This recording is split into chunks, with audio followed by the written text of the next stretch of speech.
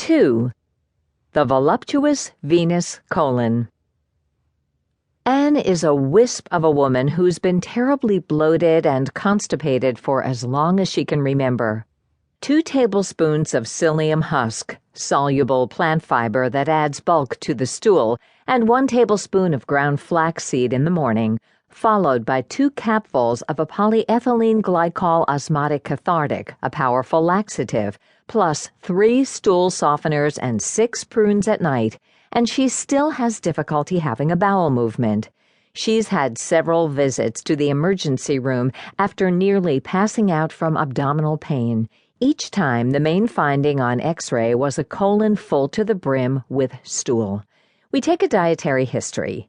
Impeccable. She's quasi-vegetarian, and her standard lunch is brown rice, lentils, and kale. She's 2 years shy of being the age for a colon cancer screening, and given the findings on X-ray, I recommend a colonoscopy to make sure there's no obstructing lesion inside her colon. On the day of the procedure, the anesthesiologist gets Anne nice and comfortable, and within a few minutes, she's asleep, and I begin my journey through her colon.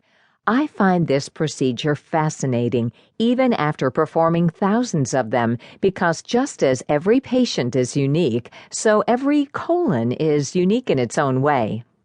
Anne's colon is an impressive maze of twists and turns and switchbacks and loops that are very difficult to navigate.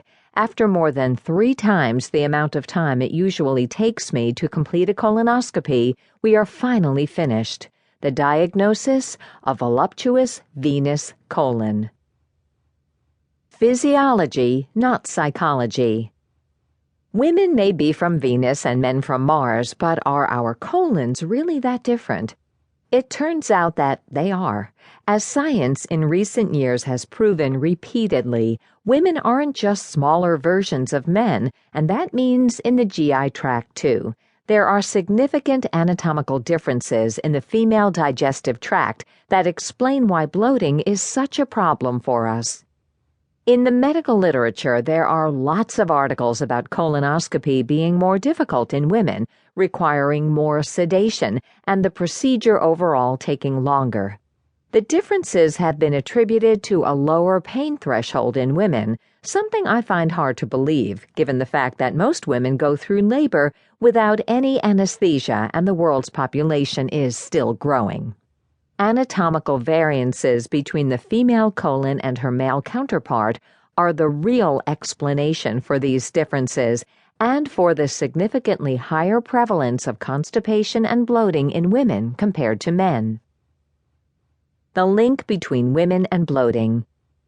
Women tend to have longer colons than men, on average 4 to 5 inches longer. The difference is probably to allow for more absorption of fluids during pregnancy. Most of the extra female colon, which is sometimes referred to as a redundant, tortuous, or spastic colon, is in the transverse segment or low down in the sigmoid colon. Not only does the extra length predispose to loop formation during colonoscopy, making the procedure more challenging, but it's also prone to loop formation at other times too, particularly when the colon is filled with gas or stool. When the products of digestion get stuck in these sharp angulations, there's a lot of gas buildup behind the blockage, leading to tremendous discomfort and bloating.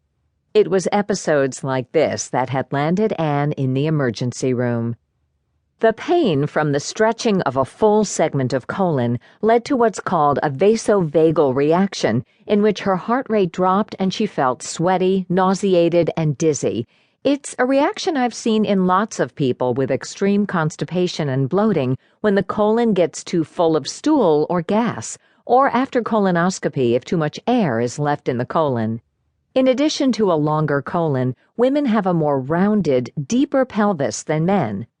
The combination of the shape of the pelvis and the added length of the colon causes the colon to drop deep into a woman's pelvis, where it competes for space with her ovaries, fallopian tubes, uterus, and bladder. This can lead to a lot of looping, crowding, constipation, and bloating. By contrast, men's reproductive organs take up much less space, and they're